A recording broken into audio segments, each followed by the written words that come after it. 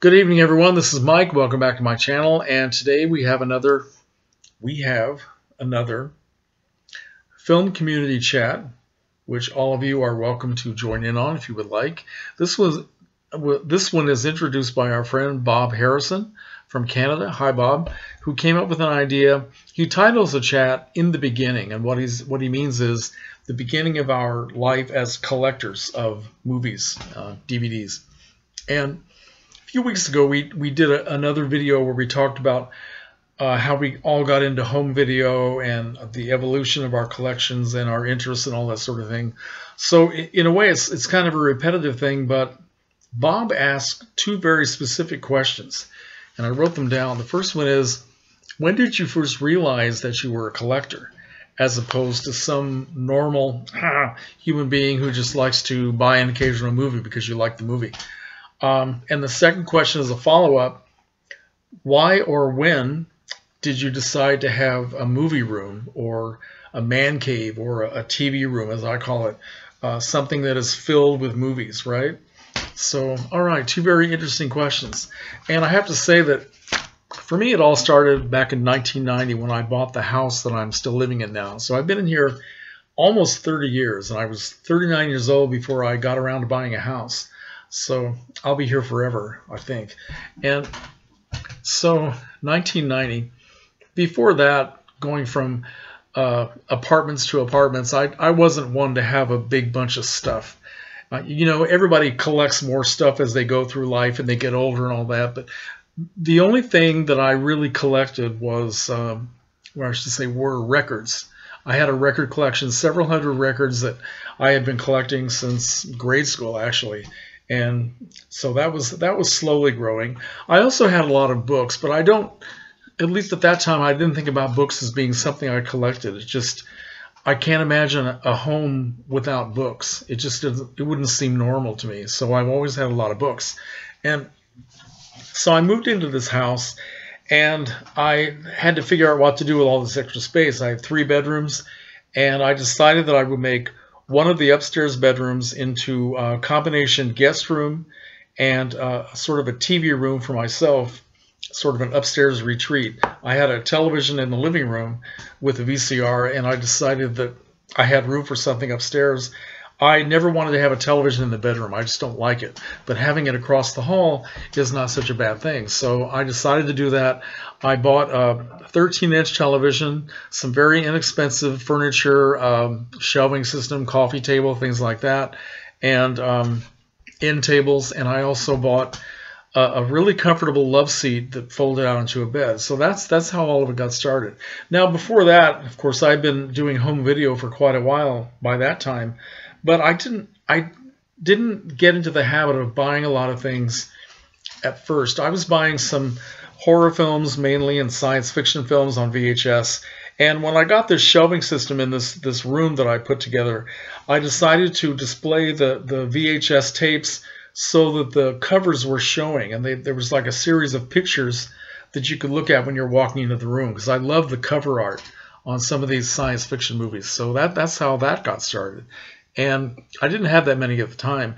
The only other thing about then on tape that I was collecting, I was taping a lot of things off Turner Classic Movies and American Movie Classics on my VCR. And I was actually started to collect things, like they would have these special weeks where they would have a certain director or a certain actor or actress.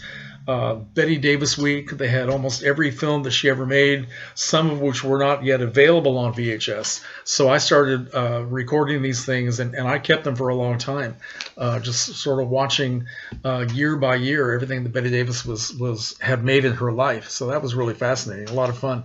So yeah, that's how it all got started.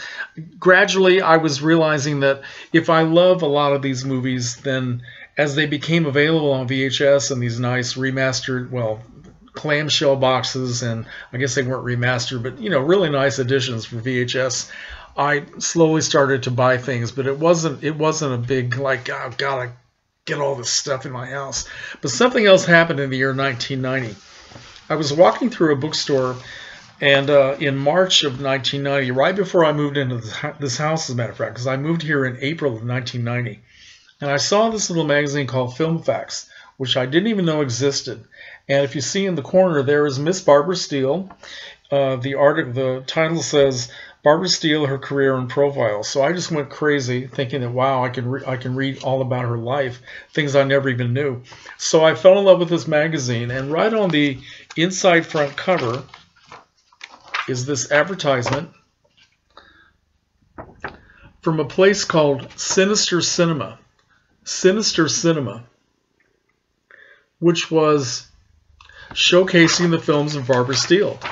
So I sent away for these things, and I got their catalog, and Sinister Cinema opened up a whole new world for me of obscure horror films, science fiction films, all kinds of things that I never thought I would get a chance to see again, certainly not get a chance to own and put on the shelves. So that's really where it all started. And also in this magazine, as well as other genre magazines that I started buying after this, you see all kinds of ads for other video companies, some really obscure places, things like Something Weird Video and Cinema Wasteland, just little mom and pop things with long lists of titles of things that I never thought I would get a chance to see.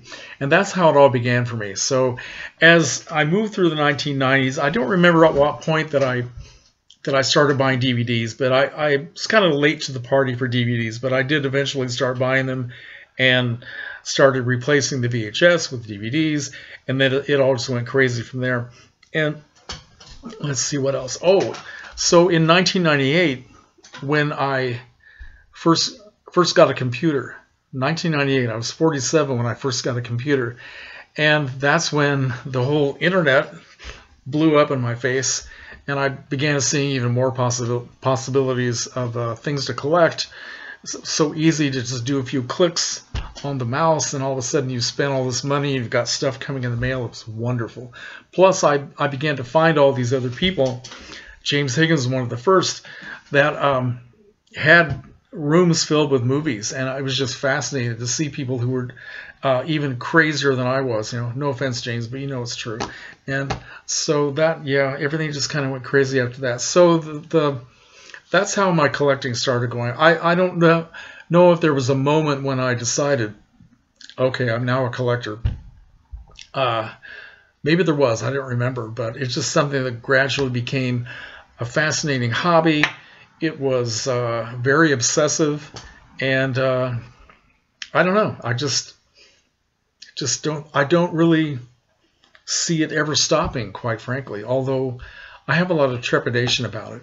But as far as the TV room thing, that it became obvious after a while that I needed more shelves and I needed more space. So I started buying some of those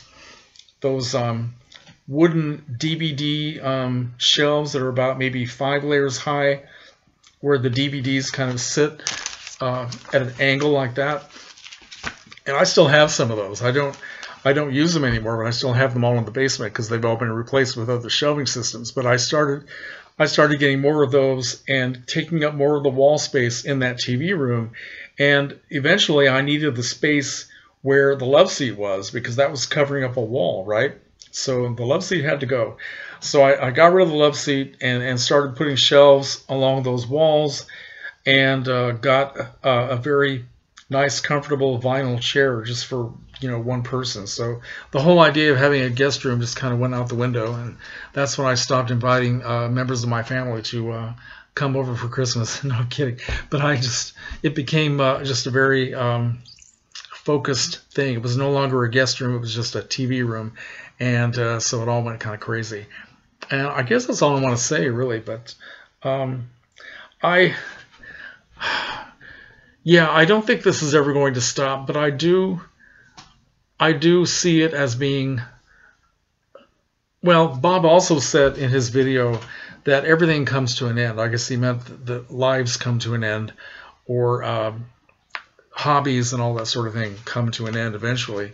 You sort of have to change your ways. So I've been thinking a lot lately about cutting back on a lot of stuff, and I've been giving a lot of things away.